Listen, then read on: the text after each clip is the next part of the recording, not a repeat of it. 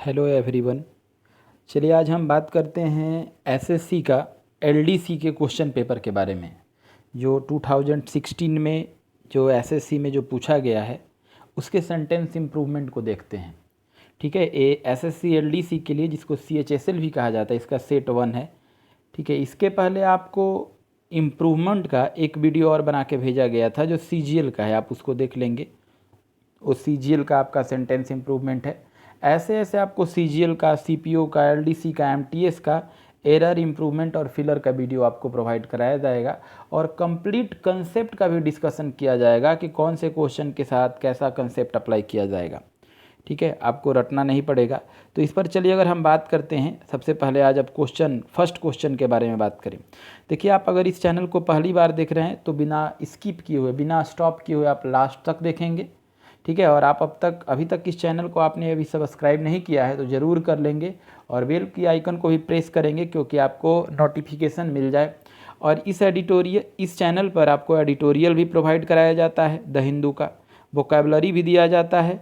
ठीक है, previous paper है, ये प्रीवियस पेपर भी कराया जाता है और वोकैबुलरी के भी स्पेशल सेट दिए जाते हैं।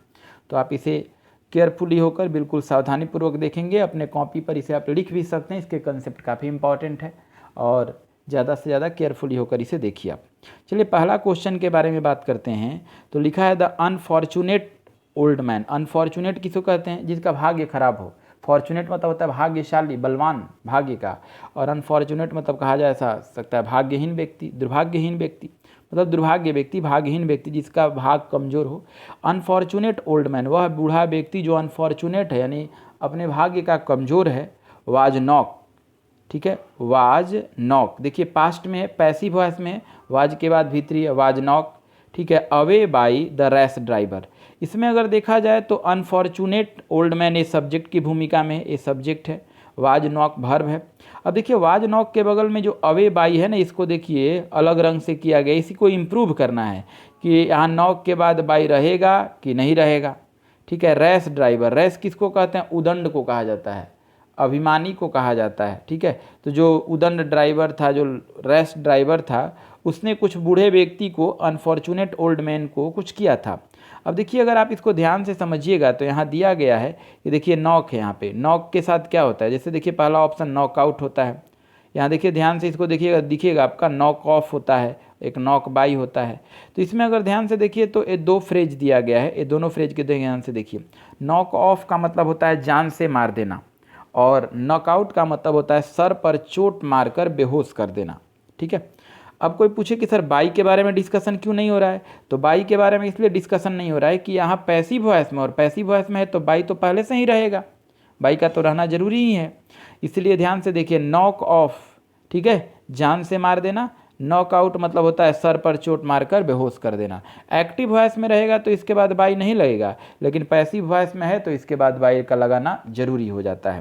तो इस क्वेश्चन को पढ़ के देखिए, कह रहा है कि जो भाग्यहीन, जो बूढ़ा व्यक्ति है, बूढ़ा आदमी है, ठीक है, उसे जान से मार दिया गया था। ठीक है, एक ड्राइवर के द्वारा, यानी ड्राइवर के द्वारा एक उस अनफॉर्चुनेट ओल्ड मैन को जान से मार दिया गया। ये देखिए बाई, यहाँ पे अगर देखेंगे तो रैश ड्राइवर जो है ना पैसिव वॉइस में ऑब्जेक्ट बना है, अनफॉर्चुनेट मैन यहाँ जो है ना ये पैसिव वॉइस है, सब्जेक्ट बना है। वाज नॉक, वाज के बाद ये भीतरी लगा है, ठीक है, पैसिव वॉइस है।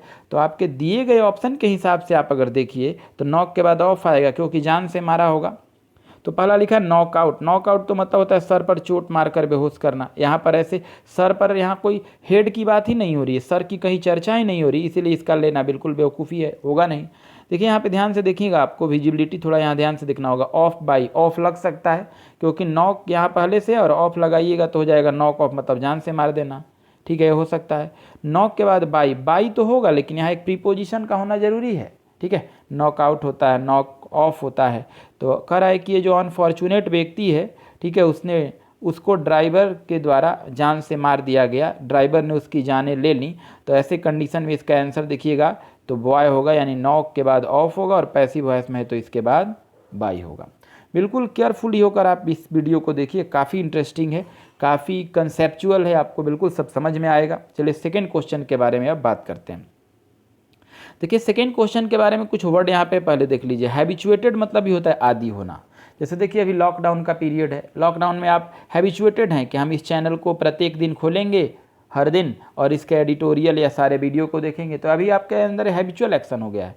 यूज भी मतलब देखिएगा ना, तो उपयोग करना, ये भी जो होता है हैबिट के लिए होता है, ये दोनों सही है। हैबिचुएटेड मतलब ही होता है आदी हो जाना आदत के लिए, और यूज टू मतलब ही होता है हर दिन उपयोग करना, ये दोनों सेम चीज़ है, दोनों में कोई दिक्कत नहीं। प्रीपेयर मतलब होता है तैयार करना।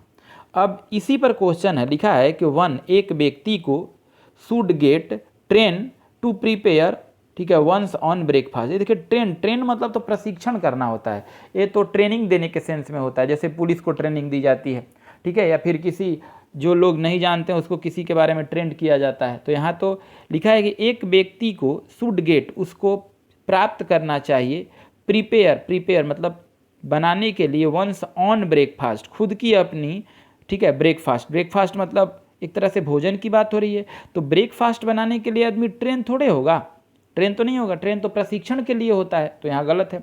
अब देखिए कह सकता है कि ब्रेकफास्ट आदमी रोज़ बनाता है, क्योंकि खाने की प्रक्रिया तो रोज़ है, आज कल परसों ऐसे रोज़ हर दिन हो रहा है, तो एक तरह से कहा जाए कि हैबिट है, आदत है। तो हैबिट को अगर प्रेजेंट में बताया जाता है तो प्रेजेंट इंडिफिनिट में होता है, ठीक है। तो अगर यहाँ आप देखिए इसको, तो कह रहा है कि एक कोई भी व्यक्ति हो उसे चाहिए कि वह आदत डाल ले तैयार करने के लिए, बनाने के लिए, ठीक है, अपना स्वयं का नाश्ता, ब्रेकफास्ट। एक मिनट यहाँ देखिएगा, तो वन आपका जो है सब्जेक्ट बना है, शुड जो है यहाँ मॉडल वर्ब बना है, शुड के बाद यहाँ पे गेट जो है ना V1 है, किसी भी मॉडल वर्ब के बाद आने वाला वर्ब V1 होता है, इसको बेयर इन्फिनिटिव कहते हैं, ठीक है। यहाँ पे आपका जो हैबिचुएटेड जो है ये भी सही है, यूज भी सही है, ये यहाँ पे आपका एक तरह से कहा जाए तो दोनों में से कोई भी सही है, तो जो पहले मिलेगा वो आंसर जाएगा, हैबिचुएटेड होगा। और वंस जो है यहाँ पे वन के कारण आया है, बहुत बार एग्जाम में पूछा है, ठीक है। आपको इंडिफिनिट प्रोनाउन में पढ़ना है कि अगर वन सब्जेक्ट का काम करेगा तो उसके लिए पॉजिटिव क्या आएगा, तो उसके लिए पॉजिटिव प्रोनाउन वंस आता है। तो इस अकॉर्डिंग टू अगर क्वेश्चन देखा जाए तो यहाँ पे लिखा है एक व्यक्ति को चाहिए, ठीक है, कि वह आदत डाल ले बनाने के लिए अपना स्वयं के नाश्ता को, क्योंकि नाश्ता हर दिन बनाना है तो उसे हर दिन खाना होगा, तो ऐसे आदत डाल लेना चाहिए। देखिए हैबिचुएटेड भी सही है, यूज्ड भी सही है, और दोनों में से जो पहले मिल जाए वो हो जाएगा, क्लियर। तो ज़्यादा बेहतर पहले जो मिला हैबिचुएटेड, यही आंसर होगा, आंसर हमारा ए होगा। इसमें बिल्कुल क्लियर कंसेप्ट है, इसमें कहीं डाउट नहीं होनी चाहिए आपकी। अगर यूज्ड पहले रहता और हैबिचुएटेड बाद में रहता तो यूज्ड आंसर हो जाता, लेकिन हैबिचुएटेड पहले, इसलिए आपका आंसर हैबिचुएटेड हो जाएगा, ए ऑप्शन होगा आपका, क्लियर। चलिए अब क्वेश्चन नंबर 3 पे बात करते हैं, बहुत आसान है। जैसे एक है राइज और एक होता है रिज, ठीक है। जैसे कहीं मानिए बारिश हुआ और बारिश होने के बाद देखे होंगे तालाब में पानी की स्तर बढ़ गई, तो जब बारिश हुआ पानी की स्तर बढ़ गई तो आपने बढ़ाया नहीं, वो अपने आप बढ़ा। तो कोई ऐसा चीज़ जो अपने आप बढ़ जाए उसको अगर ध्यान से देखिए तो राइज कहते हैं, ठीक है। अपने आप कोई चीज़ बढ़ जा रहा है तो यह राइज होगा, अपने आप हुआ है, कोई दूसरा आदमी कर नहीं रहा है। लेकिन अगर वही आदमी जो है, अब मानिए आपके पास एक तालाब है और आपने अपने, ठीक है, नल को चालू करके उस तालाब को भर दिया, तो पानी तालाब में जो भरा तो अपने आप थोड़े बढ़ा, आपने नल से उसको बढ़ाया, यानी बढ़ाया गया। तो जो बढ़ाया जाएगा ना उसके लिए रेज होगा, जो अपने आप बढ़ जाए राइज, और जिसको बढ़ाया जाए रेज। बहुत बार एसएससी में पूछा है। अब इस राइज के V1 के बारे में बात करें तो राइज होता है, V2 के बारे में बात करें तो रोज होता है, और V3 के बारे में बात करें तो राइजेन होता है। राइज, रोज और राइजेन मतलब अपने आप बढ़ना। और रेज के बारे में बात करें तो रेज जो है आपका V1 है, और इसके रेज्ड अगर हम लिखते हैं रेज्ड, तो रेज्ड लिखने के बाद ये V2 का भी काम करेगा और V3 का काम करेगा। तो आपसे अक्सर एसएससी या बैंकिंग सारे ऐसे यूपीएससी ऐसे सारे एग्जाम में पूछा है कि राइज और रेज में क्या डिफरेंस है, तो अपने आप बढ़ जाएगा तो राइज, और बढ़ाना पड़ेगा तो रेज होगा। अब सवाल पढ़िए, लिखा है ड्यू टू का मतलब होता है के कारण।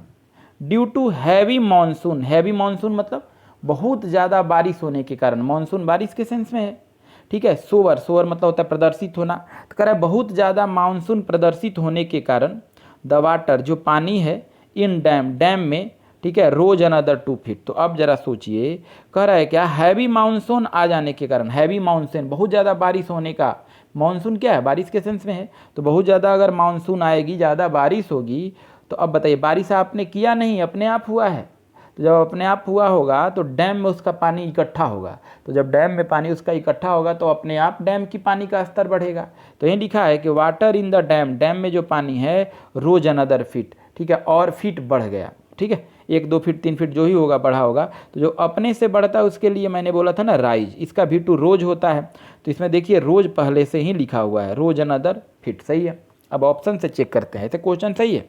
पहला लिखा है रेज्ड, रेज्ड का मतलब तो बढ़ाना होता है, तो यहाँ बढ़ाने की कोई व्यक्ति की बात ही नहीं है। ये तो कहा है कि बारिश होगा और अपने डैम में पानी बढ़ा है, ये तो गलत है, ये पहला होगा नहीं।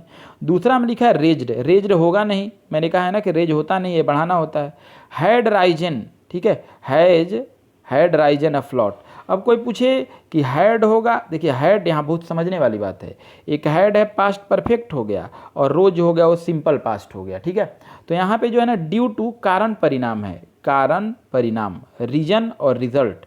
तो कारण परिणाम हमेशा बराबर चलता है। अगर कारण पास्ट इंडिफिनिट में है तो कारण भी आपका परिणाम भी पास्ट इंडिफिनिट में होगा। ध्यान से सुनिए, अगर कारण आपका पास्ट इंडिफिनिट का है तो परिणाम भी पास्ट इंडिफिनिट का होगा। यहाँ वही बात है। यहाँ देखिए कहा है कि भारी बारिश होने के कारण, एक कारण पास्ट इंडिफिनिट में है, V2 में है, इसलिए देखिए परिणाम भी V2 में होगा, इसलिए ये भी ऑप्शन सी ऑप्शन भी गलत है। इसलिए कहा जाए क्वेश्चन सही है, आंसर जाएगा नो इम्प्रूवमेंट। आपका आंसर डॉग होगा, नो इम्प्रूवमेंट होगा। इसमें बिल्कुल साफ कंसेप्ट है, ठीक है। कोई बोलेगा कि सर कैसे आपको पता चला कि ये मतलब जो है कारण परिणाम है? क्योंकि देखिए कारण यह है ना कि भारी मानसून आया है, ये कारण है, ठीक है। परिणाम है कि क्या पानी का स्तर बढ़ा है, तो दोनों कारण परिणाम हमेशा पैरेलल चलता है, ठीक है। अब आगे अगला क्वेश्चन 4 नंबर पे बात करते हैं। देखिए काफ़ी इजली है, बहुत अच्छा कंसेप्ट बताया गया है। देखिए इस क्वेश्चन बनाने के पहले आप देखिए लिखा है एडवाइस को, ध्यान से पढ़िए। एक एडवाइस होता है जिसके अंत में CE होता है, और एक ऐसा एडवाइस होता है जिसके अंत में SE होता है। जिसके अंत में CE होता है ना वो अनकाउंटेबल नाउन है, इसका अर्थ होता है सलाह, ठीक है। और लिखा है एडवाइस, AC लगा है, वर्ब होता है, इसका अर्थ होता है सलाह देना। आप जरा सोचिए कि जो अनकाउंटेबल नाउन है, अनकाउंटेबल नाउन उसको कहते हैं जिसे आप गिन नहीं सकते। तो अब अनकाउंटेबल नाउन के अंत में कभी भी अगर कोई एस या एस जोड़ना चाहे तो बिल्कुल गलत होगा। अनकाउंटेबल नाउन के अंत में एस या एस नहीं आता है। अब ज़रा सोचने वाली बात है कि ये नाउन है और ये वर्ब है। सब्जेक्ट जो है, सब्जेक्ट का काम कौन करेगा? नाउन करता है कि वर्ब? तो नाउन का काम करता है। तो सब्जेक्ट का काम ये एडवाइस नहीं करेगा, सी वाला काम करेगा। 1 मिनट और रुक जाते हैं। अगर हम कहीं एक एडजेक्टिव लिखे हैं तो और एडजेक्टिव के बाद एक अगर नाउन लिखेंगे तो एडजेक्टिव के बाद नाउन आता है, सबको पता है। तो एडजेक्टिव के बाद जब नाउन आता है तो ज़रा सोच के मुझे बताइए कि एडवाइस सी वाला होगा कि एस वाला होगा? आप ही ध्यान से सोचिए। मैंने क्या कहा, एडजेक्टिव है, एडजेक्टिव के बाद नाउन आता है। तो एडजेक्टिव अगर हम लिखें कहीं पर, जैसे हमने लिखा सम, तो सम एक एडजेक्टिव है, हमको नाउन लिखना है। तो सम के बाद क्या लिखेंगे, एडवाइस सी वाला कि एस वाला? तो सी वाला तो नाउन है, एस वाला वर्ब है, और हमको नाउन लिखना है तो हम सी वाला लिखेंगे, ठीक है। तो इसमें अगर इसको ऐसे बनाया जाए, देखिए लिखा है द पेरेंट, पेरेंट मतलब होता है माँ या पिता। एक होता है पेरेंट्स और एक होता है पेरेंट। पेरेंट होता है जो बिना एस का वो सिंगुलर में काम करता है, और पेरेंट्स होता है जिसके अंत में एस होता है वो प्लूरल में काम करता है। तो कह रहा है कि जो पेरेंट है यानी माँ या कोई एक पिता जो भी हैं, गेव उन्होंने दिया है, ठीक है। अब 1 मिनट ज़रा सोचने वाली बात है, इसमें गलती है कुछ। पेरेंट गेव, माता, देखिए यहाँ पे देयर आया है और देयर आया है, तो यहाँ ज़्यादा बेहतर होगा ना कि पेरेंट्स कर दिया जाए। यही थोड़ा सा इसको सुधार लेंगे आप, पेरेंट्स से ज़्यादा बेहतर होगा पेरेंट्स करें। अब कोई पूछे सर पेरेंट्स क्यों करना पड़ रहा है? क्योंकि यहाँ पे देयर है और देयर आता है एक से ज़्यादा के लिए, यानी माँ पिता दोनों हैं। तो माँ पिता ने गेव दिया है देयर चिल्ड्रेन, अपने बच्चे को, सम। अब देखिए सम यहाँ पे एक एडजेक्टिव का काम किया है, तो एडजेक्टिव के बाद वर्ब आता है कि नाउन? तो एडजेक्टिव के बाद नाउन आता है। अब इस एडवाइस को आप ध्यान से देखिएगा, अगर सम एडजेक्टिव कह रहे हैं आप तो एडवाइस को देखिए सी लगा है, यानी ये नाउन है, यानी एडजेक्टिव के बाद तो नाउन होता है, सही है, ठीक है। कह रहा है कि माता पिता देते हैं अपने बच्चे को कुछ सलाह before they left for picnic, मतलब पिकनिक पर जाने से पहले, ठीक है। तो यहाँ आप कोई सवाल पूछेगा कि कौन सा एडवाइस होगा, तो अब ऑप्शन में आते हैं। पहला ऑप्शन लिखा है एडवाइसेज, ये देखिए सी लगा है, सी लगने के कारण ये नाउन है और नाउन अनकाउंटेबल है, और अनकाउंटेबल नाउन के अंत में कभी भी एस या एस नहीं लगता है, तो ऐसे ही गलत है। दूसरा ऑप्शन देखिए एडवाइस, ADVIS, ये वर्ब का काम करने लगा, और कभी भी एडजेक्टिव के बाद वर्ब नहीं लिखेंगे, नाउन लिखेंगे, गलत हो जाएगा। ये देखिए एडवाइस है, ये तो खुद एस वाला है, वर्ब है, ये भी गलत है, इसलिए क्वेश्चन सही लिखा है। आपका आंसर जाएगा नो इम्प्रूवमेंट, ठीक है। आपका आंसर होगा नो इम्प्रूवमेंट, इसमें कोई गलत नहीं है। यहाँ पे सम एडजेक्टिव है, एडवाइस नाउन है, एडजेक्टिव के बाद नाउन आता है, सही लिखा है। क्वेश्चन का आंसर नो इम्प्रूवमेंट होगा। अब क्वेश्चन नंबर लास्ट 5 पे बात करते हैं। देखिए हम लोग एक हर टेंस में परफेक्ट कंटिन्यूअस पढ़ते हैं, ठीक है, जैसे जिसमें फोर और सिंस लगा रहता है, 4 वर्षों से, 5 वर्षों से, जन्म से, 1995 से, 94 से, 4 सालों से। तो इसमें क्या लगता है, परफेक्ट कंटिन्यूअस, यानी हैज बीन बिफोर या हैड बीन बिफोर, ऐसा होता है। तो क्वेश्चन पढ़ के देखिए, कह क्या रहा है कि द पैसेंजर्स, जितने भी मतलब यात्री हैं, वर वेटेड, इंतज़ार किए, मतलब किए, फॉर द फ्लाइट, फ्लाइट के लिए, एट इमाइग्रेशन लॉबी, मतलब उस जगह पर जहाँ से, ठीक है, निकला जाता है, फॉर लॉन्ग, लंबे समय तक। तो ये लोग जो इंतज़ार किए, लंबे समय तक इंतज़ार किए, जैसे मानिए आप 7 बजे एयरपोर्ट पे गए और आप 10 बजे तक इंतज़ार किए, तो एक लंबा पीरियड हो गया। तो आप एक तरह से कह सकते हैं कि मतलब एक काम चालू होकर जारी रहा एक मोमेंट तक, समय तक, ठीक है, ये काम ख़त्म नहीं हुआ, ये काम जारी ही रहा। तो ये देखिए वर वेटेड, ये तो होगा नहीं, ये तो कह रहा है काम हो गया है, जबकि ये तो ये जो एयरपोर्ट पे लोग इंतज़ार कर रहे होंगे। तो ऑप्शन में अगर देखा जाए तो इसमें परफेक्ट कंटिन्यूअस होगा। तो जब परफेक्ट कंटिन्यूअस होगा तो हैड वेटेड गलत है, ये नहीं होगा। हैड बीन वेटेड भी गलत है। आपका आंसर देखिए परफेक्ट कंटिन्यूअस में हो जाएगा हैव बीन वेटिंग होगा, आपका आंसर सी होगा। तो देखिए इस तरह आपके चैनल पर आपके ग्रामर का एडिटोरियल के बहुत सारे वीडियो अपलोड किए जाते हैं, आप इसको रेगुलरली देखिए। सब्सक्राइब नहीं किए हैं तो सब्सक्राइब कीजिए, ज़रूर इसे बेल के आइकन को प्रेस कीजिएगा, लाइक कीजिए, ज़्यादा से ज़्यादा शेयर कीजिए इसे। और आपको किसी तरह का कोई कंसेप्ट में डाउट है तो आप मुझे कमेंट बॉक्स में लिख करके आप मुझे एक बार ज़रूर कमेंट करेंगे, मैं इस पर आपको रिप्लाई दूंगा। Now thank you.